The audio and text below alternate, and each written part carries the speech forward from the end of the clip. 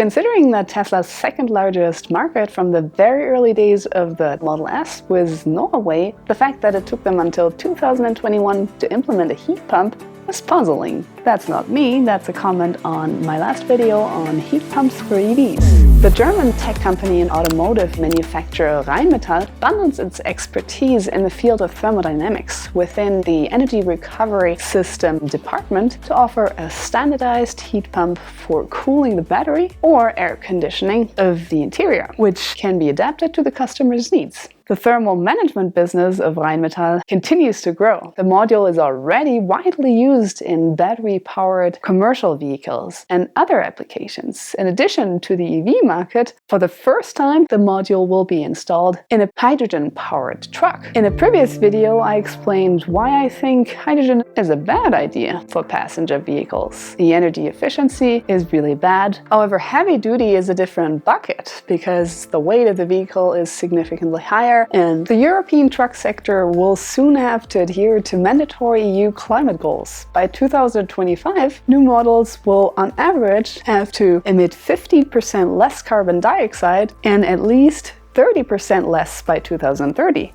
Failing to meet these targets could result in penalties. Furthermore, the European truck industry is pursuing the goal of no longer using fossil fuels at all by the year 2040. Along with electromobility, fuel cells can make a substitutional contribution here. Owing to the heavy demands that modern fuel cell powered vehicles make on sophisticated thermal management, the number of individual components and connections for the refrigerant circuit is rising sharply. Here, the compact dimensions of Rheinmetall's heat pump system help to save crucial installation space. The complete system is designed for 400 and 800 volt applications and delivers nominal refrigerant output of up to 8 kilowatt and up to 11 kilowatt of heat output. As an active element of thermal management, moreover, the compact heat pump assures precise conditioning of the fuel cell as well as taking care of climate control in the passenger compartment. Cooling and heating take place via a connected refrigerant circuit. Thanks especially to precise intelligent control, the optimized thermal management system from Rheinmetall makes an important contribution to making hydrogen mobility economical.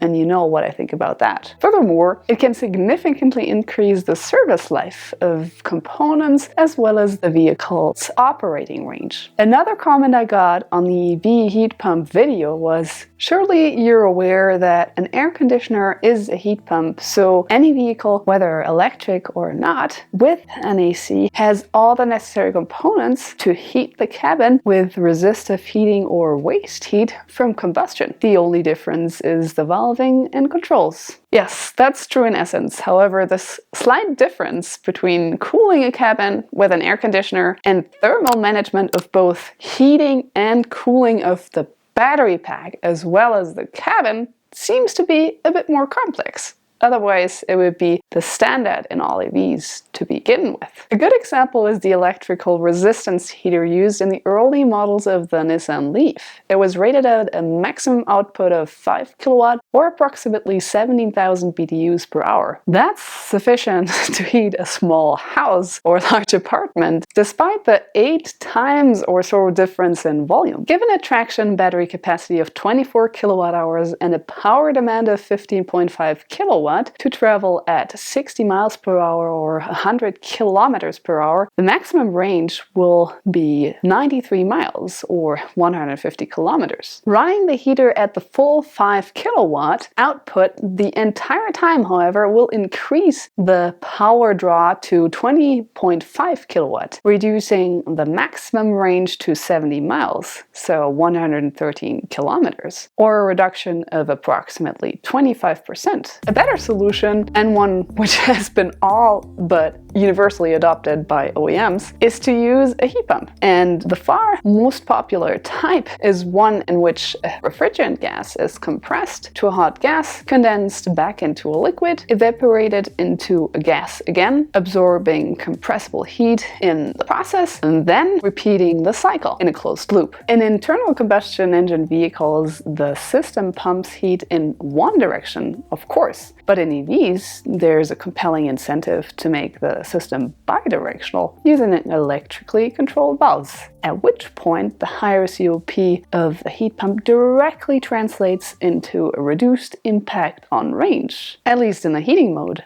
In fact, if the COP in the cooling mode is N, then in the heating mode it is theoretically N+1, on the assumption that all the heat from the work getting into the heat pump ends up getting transferred to the hot side along with the heat picked up on the cold side. Reality is never quite as ideal as theory predicts, but it is nevertheless true that the COP for a heat pump is always higher when viewed from the hot side rather than the cold side. Another trick that can be done with heat pumps, in cabin heating mode anyway, is to capture the waste heat from the traction inverter, motor, etc., extending the temperature range over which it can capture without resorting to a backup source, such as a resistance heater. This also lowers the temperature difference between the hot and the cold sides, improving the COP as a consequence of improved Carnot, or thermodynamic efficiency.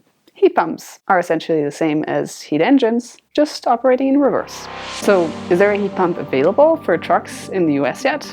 Of course, air conditioning is a standard, and as discussed, it's just a one-way heat pump. And that's available for both combustion engines and EVs. But heat pumps for heating and cooling, both battery, cabin, etc.? There are air-to-air heat pumps for thermal management of batteries using forced air at TRL, so technology readiness level of 9, and liquid-to-air at TRL 7. So it is where the industry is going. I have a hard time understanding Mitsubishi's corporate structure, but one of their companies, Mitsubishi Heavy Industries Thermal Systems, has developed a new electric-driven transportation refrigeration unit exclusively for electric vehicles, which is equipped with a heat pump heating function. They aren't in trucks yet, but sales of the new unit will be launched for use in production Model EV trucks made by domestic automakers. It responds to the needs of automakers undertaking development of EV trucks as a contribution to the quest of carbon-neutral society. Going forward, availing of the ability to combine the unit with various power supplies, the refrigeration unit will be promoted for installation in EV trucks whose proliferation is one target of the US Green Growth Mission.